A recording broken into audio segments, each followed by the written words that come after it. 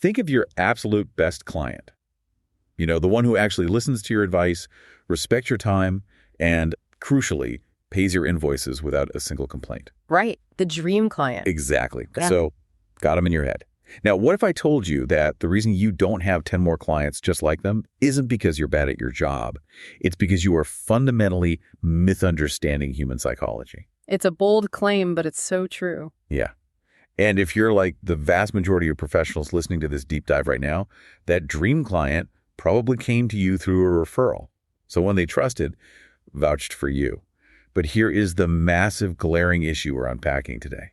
Most of us are treating these golden opportunities exactly like the weather. Oh, I love that analogy. We do great work, we step outside, we look up at the sky, and we just stand there hoping it rains. Yeah, it's a completely passive waiting game. The prevailing mindset out there seems to be that if we simply, deliver an excellent service or a great product, the universe is just going to naturally reward us with an endless stream of new business. We assume our work speaks for itself. Which is such a comforting delusion, isn't it? Oh, absolutely. And dismantling that delusion is our entire mission for today's deep dive. We are looking at a highly compelling operational framework developed by Stellipop. The document is titled, What an Effective Client Referral Strategy Looks Like. It's a fantastic piece of strategy. It really is. So we are going to explore the mechanics of how to earn, engineer, and ultimately scale your referrals so they become a predictable, reliable growth channel for your business rather than just a happy accident. Right, moving from luck to leverage. Okay, let's unpack this right out of the gate. Why do so many incredibly smart CEOs, brilliant founders, and seasoned sales teams operate under this assumption? Why do they think that if their clients simply like them enough, these high-value, ready-to-convert referrals are just going to automatically materialize? Well, it really stems from a massive blind spot regarding friction and behavioral psychology. The gap between a client who is completely thrilled with your work and a client who actually takes time out of their busy day to actively refer you to a peer, that gap is entirely about process. So it's not about how much they like you. No, it has almost nothing to do with how much they like you. I mean, we all know referrals are the holy grail of business growth. They're virtually free to acquire, they come with built-in high trust, and they significantly shorten the sales cycle. Because the prospect arrives pre-qualified. Exactly. But the trap so many businesses fall into is making it incredibly inconvenient for their best clients to talk about them. Great work doesn't speak for itself. Great work needs a microphone, and more importantly, it needs a script. Okay, so if your pipeline is dry, despite your clients raving about you listening right now, the issue isn't the client. The issue is that your underlying strategy is broken. And the Stellipop framework doesn't pull any punches when diagnosing why these approaches fail. Reading through this material, it becomes obvious that businesses are essentially getting in their own way. Yeah, they treat the whole concept passively. Right. The timing of their requests is completely misaligned. And worst of all, they just leave the client hanging when a referral does happen.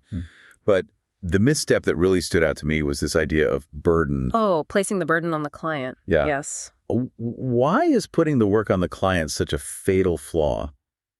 Because, if I just saved a client's business hundreds of thousands of dollars or streamlined their entire operation, shouldn't they be more than willing to do a little legwork to introduce me to a peer? You totally think so, right? But you have to look at this through the lens of cognitive load. What's fascinating here is that your clients are the heroes of their own stories. Not yours. Right. They are putting out fires, managing their teams, and dealing with their own chaotic lives. Even your biggest fans, the ones you just generated massive ROI for, they are not going to do your marketing for you if they don't know exactly how to articulate what it is that you do. Wow. Yeah, that makes sense. When a professional says something vague like, hey, we're always looking for new clients. If you know anyone who needs my help, send them my way.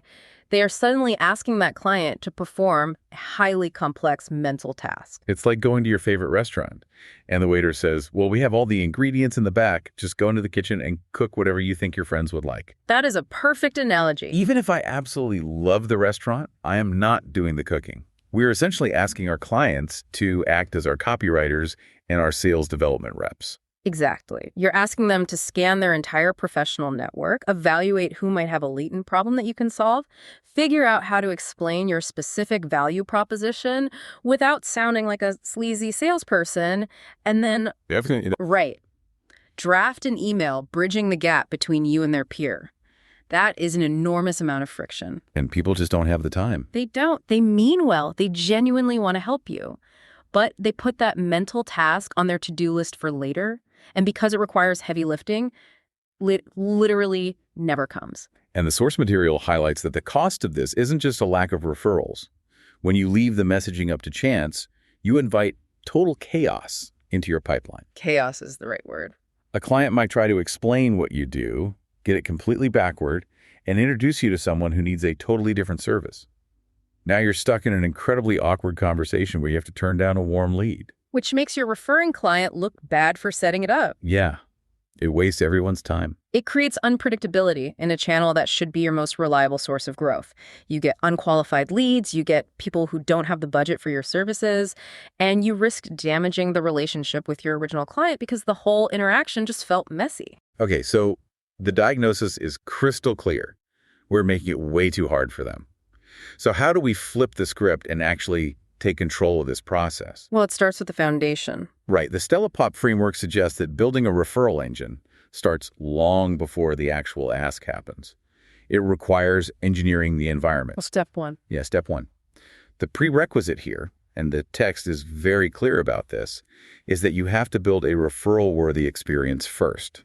The service has to be high trust, high impact, and crucial.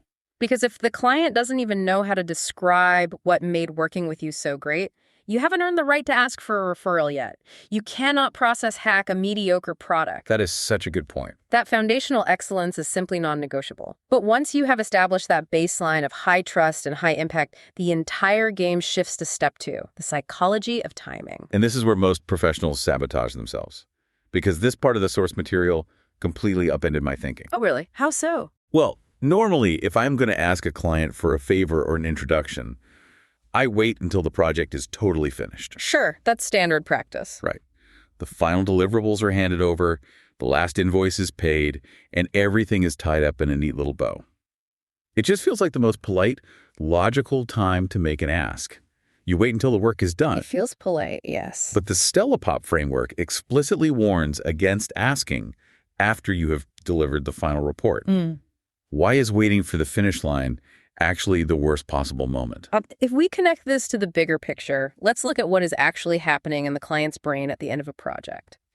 When you deliver that final report, you are providing closure. Okay. The tension of the problem they hired you to solve has been completely resolved. So their brain is already moving on to the next fire they have to put out, their next quarter's goals, the next big hurdle in their industry. So they're checking out. Exactly. They are emotionally winding down their engagement with you. The framework tells us that you need to strike during a moment of active enthusiasm, not closure. Active enthusiasm. I love the texture of that phrase. Yeah. It implies momentum. It is all about capturing an emotional peak. Think about the arc of a typical client engagement. When are they genuinely the most excited? Not at the end. Right. It is rarely at the very end when they are just archiving your files. The excitement happens right after a breakthrough strategy session where you just unraveled a massive headache that has been plaguing them for months. Oh, wow. Yeah. Or it happens when they see the very first tangible, positive metric from your work. The text gives a brilliant example of a client onboarding a new team member and eagerly sharing the internal wins your service generated, just to show off how well the company is doing. Because they're hyped up. Exactly. Those are moments of active enthusiasm. So we need to be riding the wave while it is cresting. If we wait for the water to be completely still, we haven't just lost momentum. We have been entirely replaced in their brain by their next crisis. That is the behavioral reality. If you ask for an introduction during an emotional peak when they are actively experiencing the relief or the thrill of the value you provide, your conversion rate is going to be astronomically higher. Because of the association. Yes. You are directly associating the referral ask with a moment of victory. Contrast that with a polite, sterile wrap-up email 3 weeks later. It's crickets. The excitement has faded. The polite email gets ignored because the emotional resonance is gone. Riding the momentum of a win, however, is what gets you introduced to a CEO's inner circle. That is a massive paradigm shift for anyone listening who feels like their polite end-of-year referral requests are falling on deaf ears. Stop asking at the finish line. Absolutely. So we've identified this peak moment of active enthusiasm. The client is thrilled, the dopamine is flowing, but here's the problem. Excitement doesn't automatically translate into action if the action is too hard. Right, we're back to the friction. Yeah, we still have to get the words out without ruining the vibe. How do we capitalize on that excitement without making the conversation feel aggressively salesy? The secret is completely removing the friction. That's step 3. Make it easy to say yes. You have to change the framing of the ask. The Stellipop framework emphasizes making the referral about the value the client can pass on to their network rather than positioning it as a favor they are doing for you. Oh, I see. You aren't asking for a handout, you are equipping them to be a valuable resource to their own peers. I see where you're going with this. It elevates their status. If they introduce a peer to a brilliant solution, they look like a genius to their network. Exactly. And to facilitate this, the source provides an actual template, the Stellipop referral template.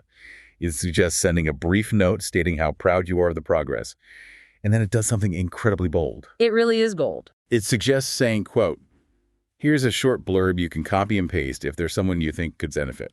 And it literally provides the script. It says, we've been working with Stellipop on insert area, and they've been a game changer in helping us insert key result. If you're ever looking for support, I'd recommend chatting with them. It's so efficient. But I have to play devil's advocate here. Handing a highly respected client a literal script to copy and paste. I mean, I would freeze up sending that. It feels presumptuous. It feels like I'm treating them like a puppet. Oh, it is entirely natural to feel that hesitation. Most professionals recoil at the idea of putting words in their client's mouth. But we have to return to the concept of cognitive load. Okay, walk me through that. What feels presumptuous to you is actually a massive relief for the busy executive. Remember the restaurant analogy. They don't want to cook. They are drowning in emails, Slack notifications, and back-to-back meetings. Yeah, that's true. When you ask for a referral and leave the execution blank, you are assigning them homework. By giving them the exact language, you are giving them the gift of time. You are essentially saying, I know your time is incredibly valuable, so I have done the heavy lifting for you. Wow.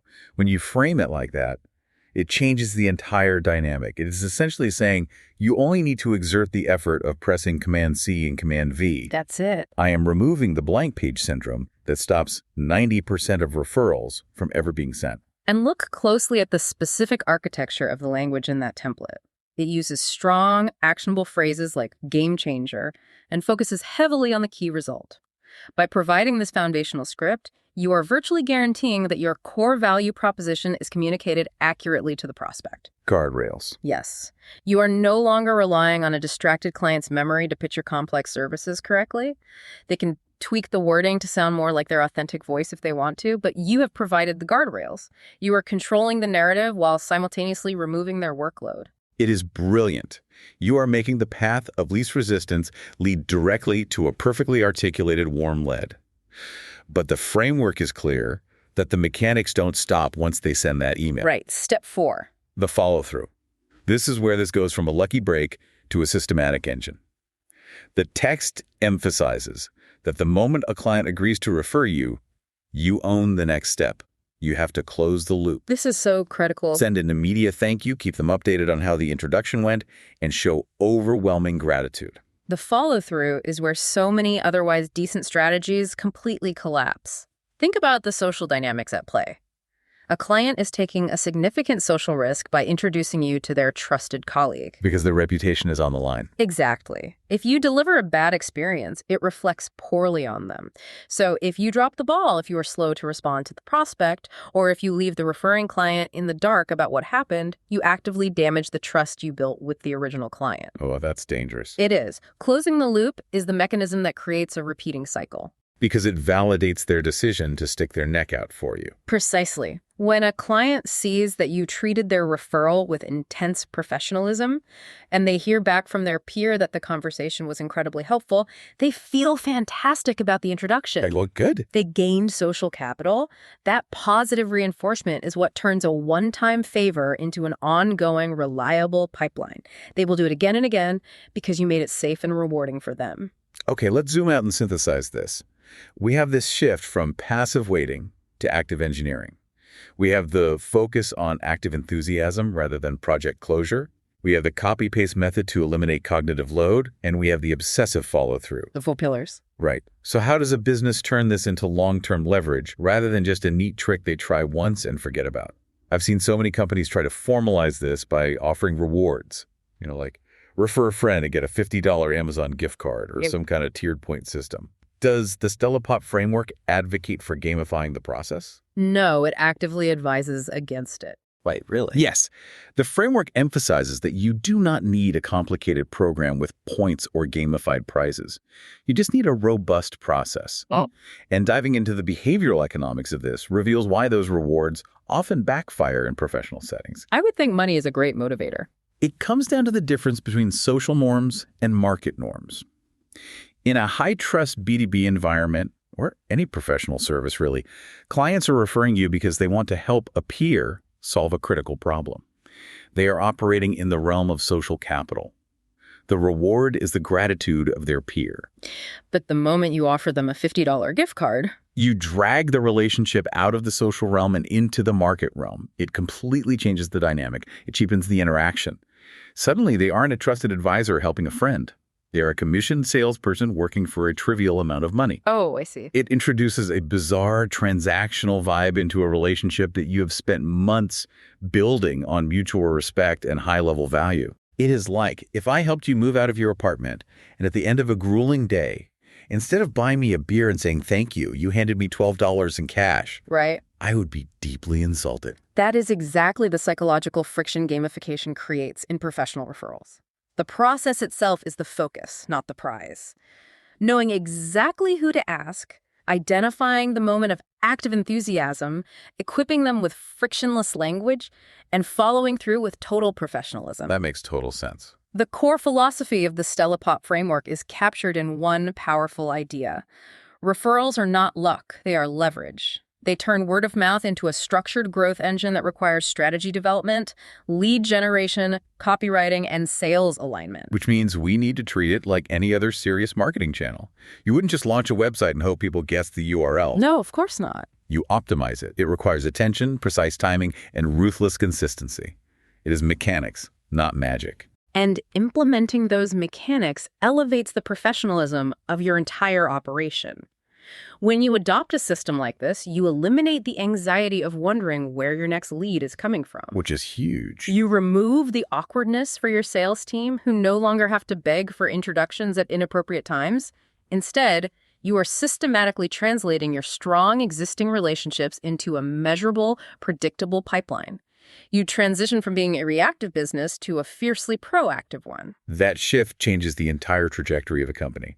So looking back at the journey we've taken today, we started by confronting the uncomfortable reality that treating referrals like the weather is a guaranteed recipe for a dry pipeline. Yes. We moved past the delusion that great work speaks for itself and actively diagnosed how a lack of process creates an overwhelming cognitive load for our biggest fans. We learned that timing is everything, abandoning the polite post-project wrap-up email in favor of striking during those peak emotional moments of active enthusiasm. Riding the wave. Right. And then we dismantled the fear of sounding presumptuous and discovered the power of the copy-paste method, handing clients the exact script to use as a gift of time, ensuring our value is always perfectly articulated. And finally, we shifted our mindset from relying on luck and cheap gamification to building a mechanical system of leverage based on social capital. It provides a comprehensive roadmap for taking absolute control over your most valuable asset, which is your reputation in the marketplace. Absolutely. But before we finish, I want to leave everyone listening with an exercise to make this concrete. We've spent this time discussing the mechanics of building this engine for your business, focusing on your clients, but turn the lens inward for a moment. Right. Think about the last time you eagerly referred a service, a piece of software, or a professional to a colleague. What was the exact trigger that made you do it? Did the company actually ask you using a seamless process? Or were you just so overwhelmed by a game-changer moment that you felt absolutely compelled to share it? Exactly. Take a few minutes today to audit your own behavior as a consumer. Map out the friction you felt when it was difficult to explain a service, or pinpoint the emotional peaks you experienced when a company solved a major problem for you. That's a great exercise. If you dissect your own psychology, you might just discover the exact blueprint for how to engineer those precise moments of active enthusiasm for your own clients. Audit your own referral triggers. What a brilliant, tangible way to put this into perspective. Thank you so much for joining us on this deep dive. Remember, understanding the psychology of a referral strategy gives you power, but putting that copy and paste process into action today, that is where you find the leverage. Stop hoping for the rain and go build the irrigation system. We will catch you on the next one.